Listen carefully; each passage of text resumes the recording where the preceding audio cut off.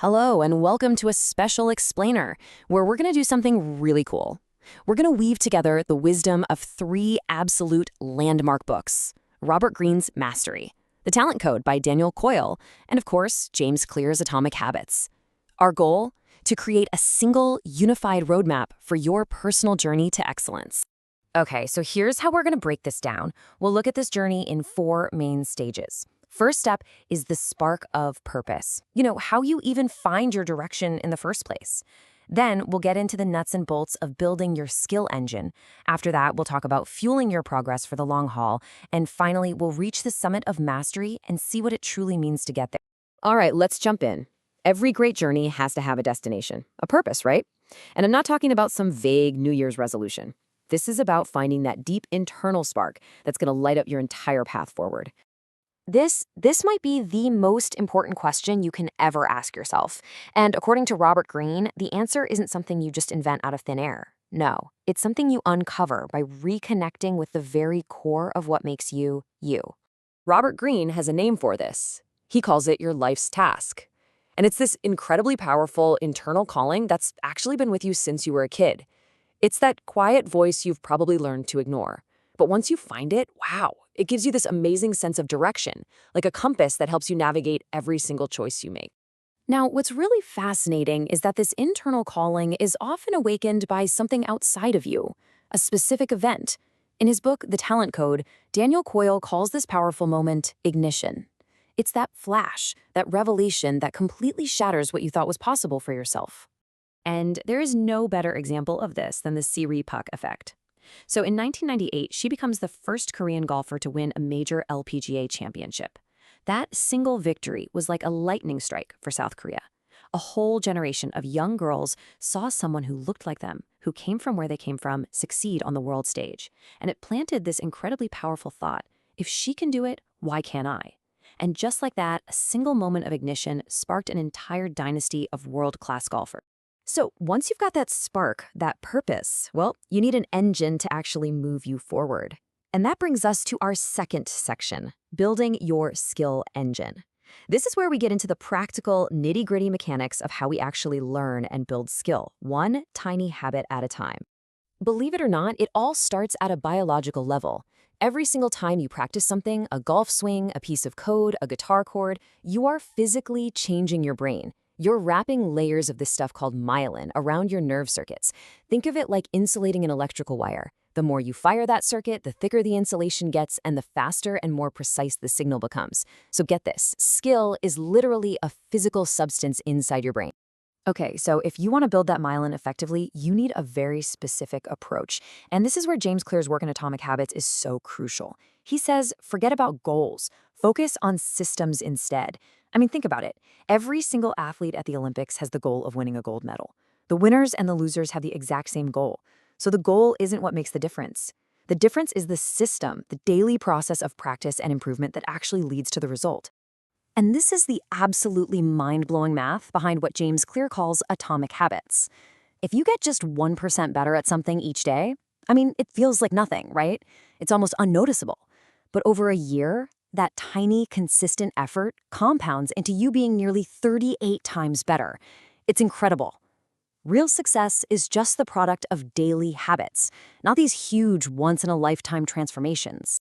And these tiny improvements, they're all built on a super simple, 4-step feedback loop that our brains run on autopilot for everything we do. Your phone buzzes. That's the cue. You suddenly have this urge to see the message. That's the craving. You pick up the phone. That's the response. And you satisfy that curiosity. The reward. That little loop, it's the basic blueprint for all human behavior. But, and this is a really important warning, you have to be patient. We all expect progress to be a straight line. But the truth is, the most powerful outcomes of your habits are delayed. You have to push through what James Clear calls the valley of disappointment. You know that feeling, right? That frustrating time when you're putting in all the work, but you're just not seeing the results? That's the spot. And that is where most people quit, usually right before the big breakthrough happens. So what's the fastest way to power through that valley? Well, it's something Daniel Coyle calls deep practice. And this isn't just mindlessly repeating something over and over. It's about purposefully practicing right at the edge of what you can do. It's that sweet spot where you're reaching and failing and correcting and reaching again. That struggle is actually a signal to your brain telling it, hey, we need more myelin on this circuit. It's that struggle that accelerates your learning faster than anything else. So a powerful engine is great, but even the best engine can't run without fuel. This next section is all about those external forces, your environment, your strategies, the people around you that keep you going on this long, and let's be honest, often difficult journey.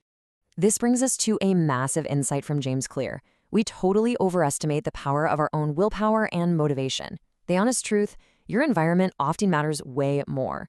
It's like this invisible hand that gently guides your choices all day long, for better or for worse. But the great news is you can become the architect of your own environment. It's actually pretty simple. Want to drink more water? Don't hide it in the fridge. Put a water bottle on your desk. Want to get distracted less? Make the cue invisible. Put your phone in another room when you're working. The whole game is to make the right choices the easiest choices by lowering the friction for good habits and raising it for bad ones. And this idea of mastering the most decisive moment is captured perfectly in a story about the famous choreographer Twyla Tharp. She works out for 2 hours every single day, but she says her real habit, the one that matters, isn't the workout itself. It's just putting on her workout clothes and hailing the cab. Once she's done that, the rest just happens.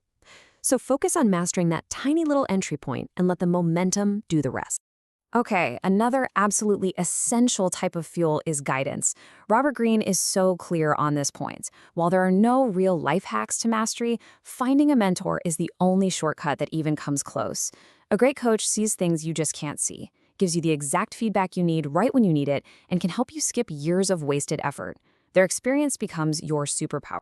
And that brings us to our final section, the destination of our whole path, the summit of mastery.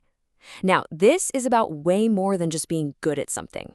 This is about reaching a state where your skills become a deep, inseparable part of who you are. One of the biggest challenges on this final climb is what James Clear points out about rewards. See, the cost of our good habits is always in the present. Going to the gym makes you sore today. But the cost of our bad habits is always in the future. That donut tastes amazing right now, but the weight gain comes later. Our brains are hardwired to care about right now, which makes it so tough to stick with good habits. We have to learn to truly value that long-term outcome. And this leads to the most profound shift of all. True, lasting behavior change is identity change. The real goal isn't just to write a book, it's to become a writer. Think of it this way. Every action you take is like a vote for the type of person you want to become. Doing one push-up doesn't transform your body, no, but it casts a vote for I'm the kind of person who doesn't miss workouts. And when you've cast enough of those votes, when you've wrapped enough of those layers of myelin around your circuits, you finally arrive at what Robert Greene calls the sublime feeling of mastery. It's this beautiful fusion of your thinking, rational mind with this deep, powerful intuition. You don't have to consciously think through all the steps anymore. You just know. At this level, all of those hard-won skills finally become effortless. This is that magical state of flow. You're not just doing the thing anymore. You have become the thing. A musician isn't thinking about where their fingers go. They are simply the music. The skill is no longer something you have. It's a fundamental part of who you are. So this entire incredible journey, from that first spark of ignition through the struggles in the valley of disappointment, all the way to the summit of mastery, it doesn't start with some giant leap. It starts with one small, intentional action, a single atomic step. So, what will yours be? Thanks for joining me for this explainer.